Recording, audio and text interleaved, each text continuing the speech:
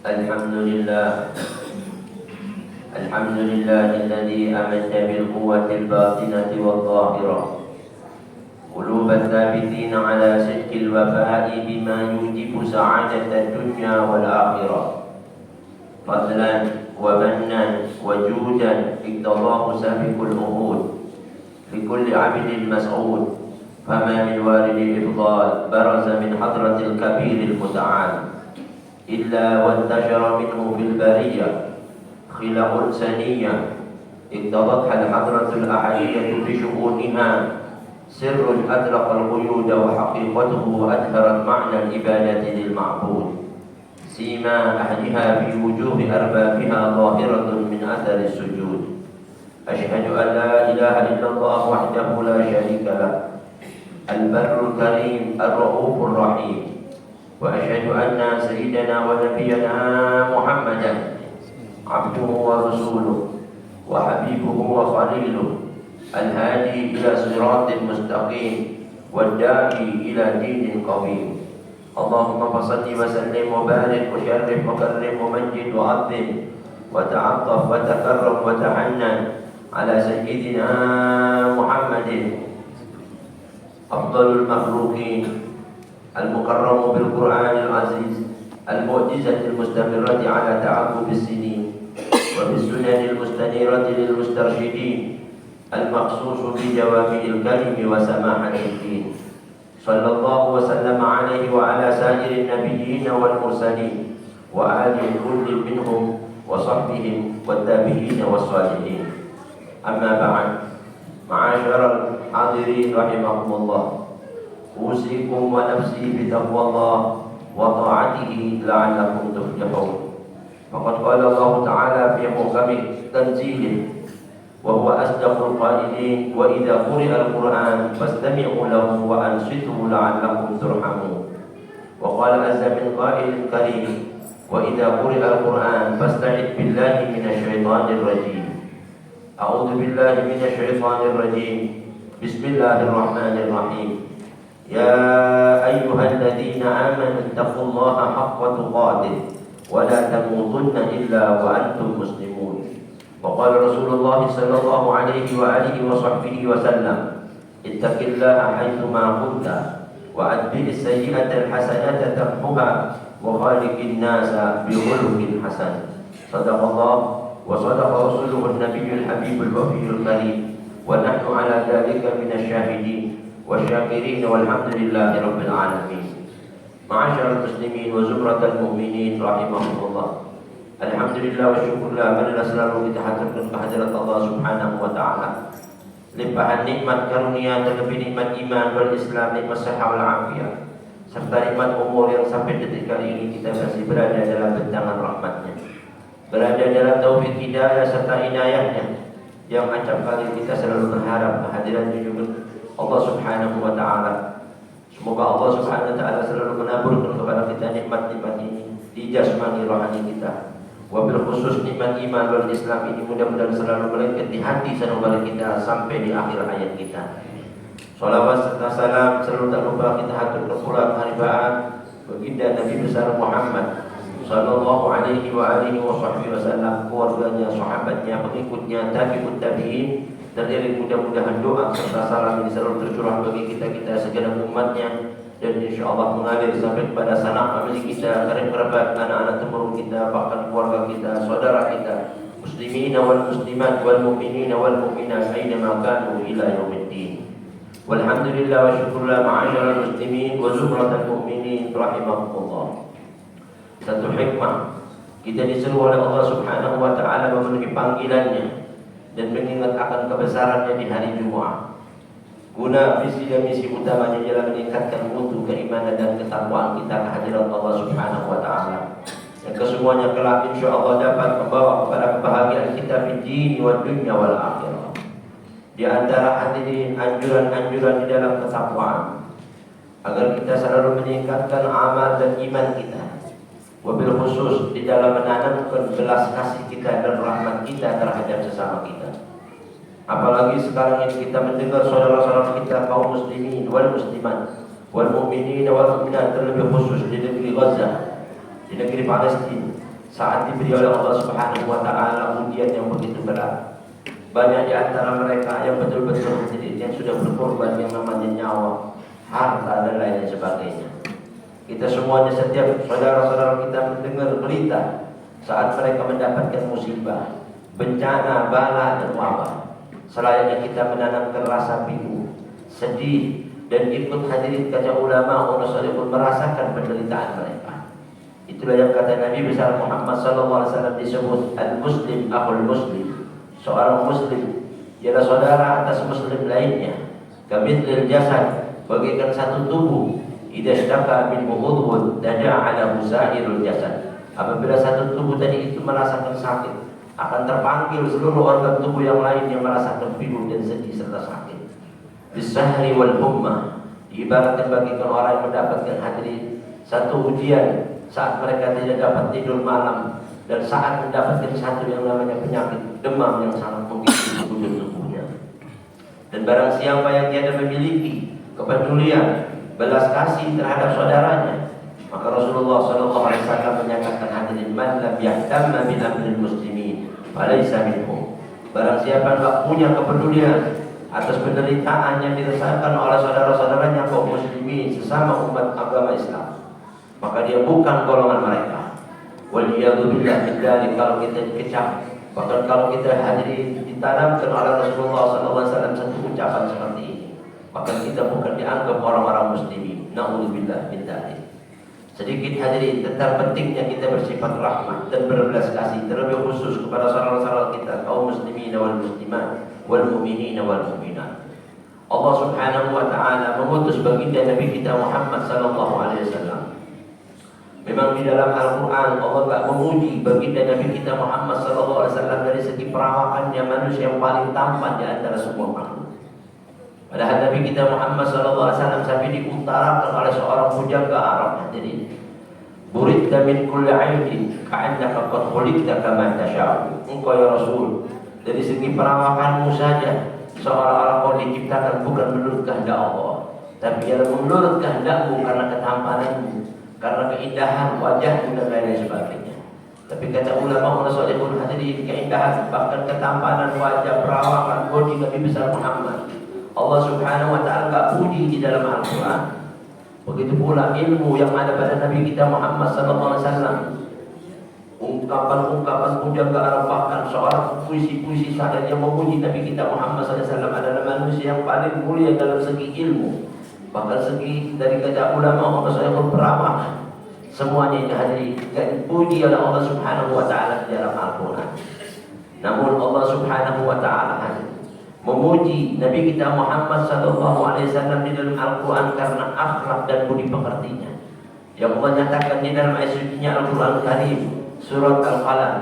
Allah berfirman, wa innaka la'ala khuluqin 'adzim. Sesungguhnya engkau ya Rasul betul-betul memiliki budi pekerti yang amat luhur. Bahkan kata-kata wa innaka adalah harfun tauhid. Kalimat yang mengandung satu penekanan kalimat yang betul-betul menunjukkan kalau benar-benar Nabi kita ini memiliki budi pekerti yang amat agung. Ditambah dengan lam tauhid tsaniyah, lam tauhid yang kedua yang menguatkan tauhid yang awal dengan kalimat inna. Setelah itu Allah mengatakan sendiri dengan firman-Nya, Azim, yang maha agung. Allah memuji Nabi kita Muhammad dengan keagungan akhlaknya. Di sini kata ulama Allah SAW, memang akhlak Nabi kita Muhammad SAW yang sangat luhur, pantas sampai Allah jadikan panutan dari semua makhluk. Allah berfirman, laqad kana lakum fi Rasulillah uswatun hasanah. Sungguh telah ada di dalam pribadi baginda Rasulullah SAW suri tauladan yang patut dijadikan pedoman, bahkan patut dijadikan hadirin contoh. Yang kata ulama salihun, akhlak Nabi besar Muhammad sallallahu alaihi wasallam ini, kalau kita mau lihat yabna zaman wa fi imalan yusawi wa ala tabannuni wasifihi biwasfi. Kalau seandainya semua umat manusia memuji Nabi besar Muhammad sallallahu alaihi wasallam dari manusia awal dan manusia akhir, satu persatu memuji dengan pujian yang satu dengan lainnya berbeda dengan pujiannya. Semuanya manusia dari awal hingga akhir memuji dengan begitu banyak pujian untuk Nabi besar Muhammad. Sungguh seandainya manusia itu diberi umur dari mulai umurnya dunia sampai berakhirnya di dunia, boleh jadi semua manusia berakhir dan dunia berakhir. Tapi apa yang ada dalam pribadi Nabi besar Muhammad tentang akhlak belum semuanya terungkap dan belum semuanya hadirin diuraikan. Disitulah karena keluhuran akhlak baginda Nabi besar Muhammad. Namun dari semua akhlak Nabi yang begitu banyak, yang begitu luhur, Allah hanya memuji satu akhlak yang paling luhur dari Nabi besar Muhammad SAW, yaitu sifat rahmat. Karena itulah Allah berfirman, wa ma arsalnaka illa rahmatan lil alamin. Kami enggak mengutus engkau ya Rasul kecuali menjadi rahmat bagi segala apa yang ada di alam semesta. Bahkan Nabi besar Muhammad SAW sendiri pernah bersabda dengan sabdanya, bu'ithu liutammima makarimal akhlak. Saya ini diutus oleh Allah Subhanahu wa taala untuk menyempurnakan akhlak budi pekerti manusia. Dan akhlak budi pekerti manusia yang ada pada Nabi besar Muhammad SAW yang dipuji oleh Allah sampai Rasulullah bersabda, innama ana rahmatul muhda. Sesungguhnya aku adalah manusia yang disebut rahmat yang dihadiahkan buat kalian. Artinya hadirin, dengan akhlak Rasulullah SAW yang luhur di antara semua yang luhur ini adalah rahmat, belas kasih, bahkan sifat yang namanya peduli satu dengan lainnya. Inilah hadirin yang mengangkat derajat manusia satu dengan lainnya. Bahkan dengan akhlak rahmat inilah hadirin manusia kelak akan memasuki surga Allah Subhanahu wa taala terlebih dahulu. Dan dengan sifat hadirin mau memaafkan satu dengan lainnya adalah salah satu sifat dari rahmatnya, di mana Allah Subhanahu wa taala pernah hadirin menceritakan satu kisah dari Nabi kita Muhammad sallallahu alaihi wasallam. Lalu Rasulullah sallallahu alaihi wasallam diberitahukan oleh malaikat Jibril, ya Rasulullah, sesungguhnya Allah Subhanahu wa taala memberitahukan kepada engkau kalau nanti di antara para kekasih-kekasihmu dari wali-waliullah, dari para abdal, di mana Rasulullah sampai pernah bersabda dalam salah satu hadisnya, inna abdala ummati la yadkhuluna jannah bi kathrati salatin wa siyam walakin bisalamati sudur wa sahabatin nufus wa rahmati bi kulli muslim. Sesungguhnya para wali-waliku, yakni para kekasih-kekasih Allah, pilihan di antara pilihan hamba-hamba Allah yang sangat luhur, itu pun mereka semuanya dikatakan oleh Nabi besar Muhammad SAW tidaklah mereka memasuki surga dikarenakan banyaknya sholatnya mereka dan dikarenakan banyaknya puasanya mereka. Tapi kata ulama bukan berarti hadis ini hadis para wali-wali Allah, kekasih-kekasih Allah, mereka itu tidak banyak sholat dan tidak banyak puasa. Bahkan muktirina min huma wa min ghairihima min al-a'mal shalihah. Tapi mereka ini adalah orang-orang yang banyak puasa sunnah, bahkan banyak sholat-sholat sunnah, apalagi yang wajib. Tapi mereka semuanya itu hadirin tidak dijadikan satu andalan di mana dia memasuki surga Allah Subhanahu wa taala yang lebih mengedepankan mereka memasuki surga. Tidak dijadikan amalan ini hadirin adalah satu amalan yang terkemuka di antara semua amalan yang mereka akan masuk ke dalam surga Allah. Walakin bisalamati sudur, akan tetapi yang mereka lebih mendekatkan mereka ke hadirat Allah dan lebih memasukkan mereka terlebih dahulu dalam surga Allah dikarenakan keselamatan hati mereka dari sifat dengki, sirik, riya, sum'ah, ujub dan amradil qulub, semua penyakit-penyakit hati. Bahkan wasaqawatin nufus, sifat pemurahnya jiwa mereka, belas kasihnya mereka satu dengan lainnya, yang enggak pernah melihat hadirin saudaranya sedih, dia pasti merasakan sedih. Enggak pernah mereka bisa merasakan tenang hidupnya saat mereka mendengar saudara-saudaranya hadirin sakit. Bahkan warahmati bi kulli muslim, yang lebih memasukkan mereka ke dalam surga Allah SWT, terlebih khusus sifat rahmatnya mereka, wabil khusus kepada saudara-saudaranya kaum muslimin wal muslimat wal mu'minin wal mu'minat.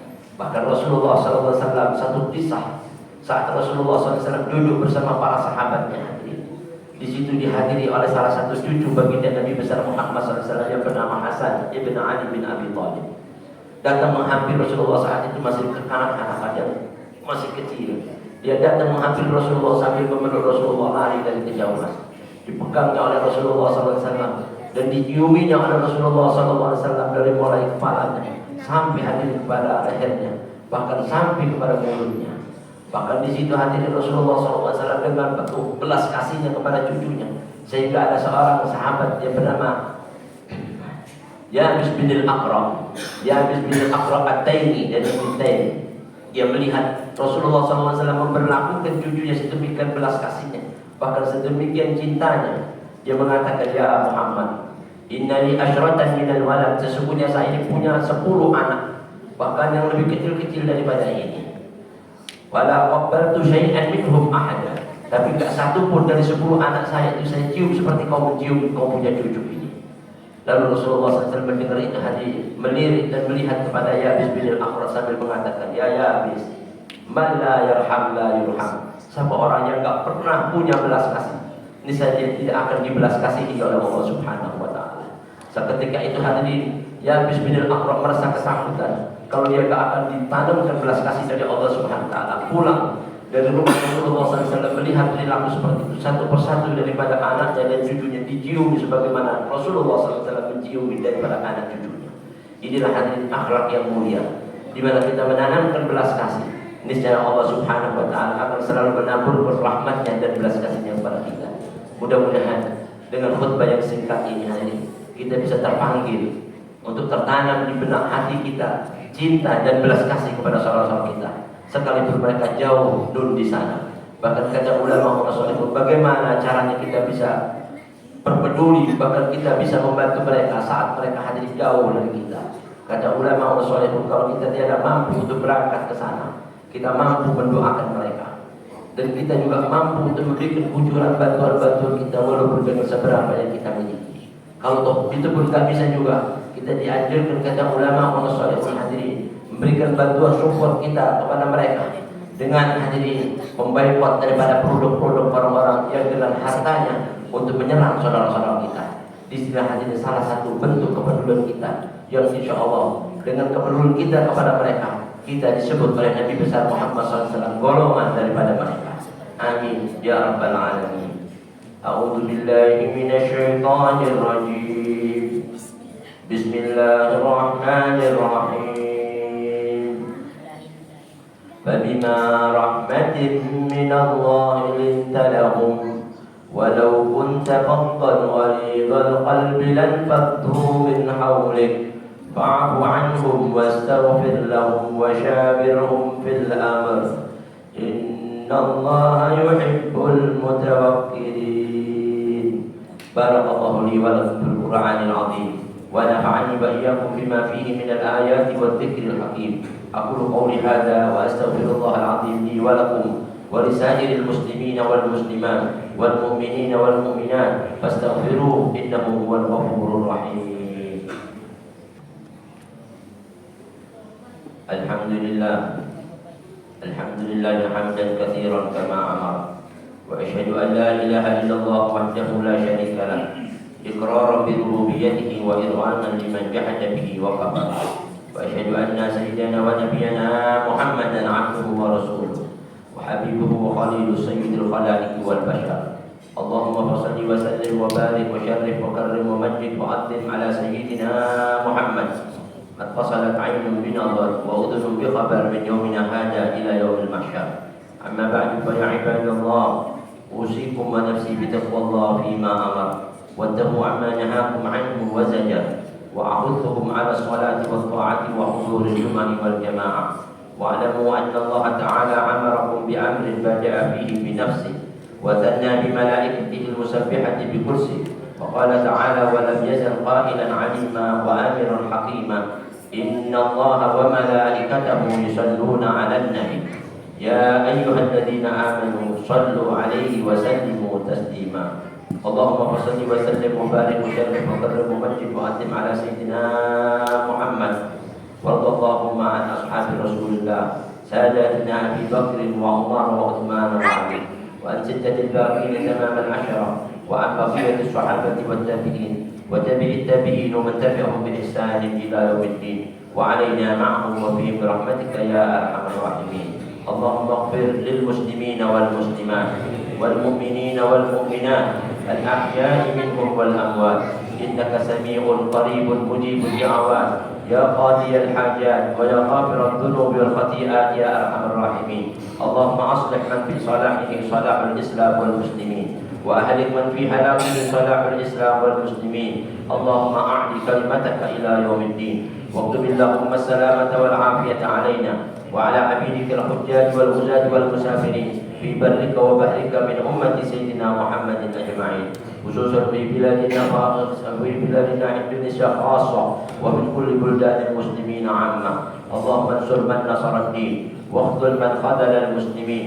اللهم أعز الإسلام والمسلمين وأهلك الكفرة والمبتدعة والمشركين. اللهم دمر أعداءك أعداء الدين. اللهم مزقهم كل ممزق. اللهم فرق جمعهم. اللهم عدل أخذلهم. اللهم انصر من نصر الدين. اللهم اغفر لنا وارحمنا وارضنا وارض عنا وتقبل منا وادخلنا الجنة ونجنا من النار.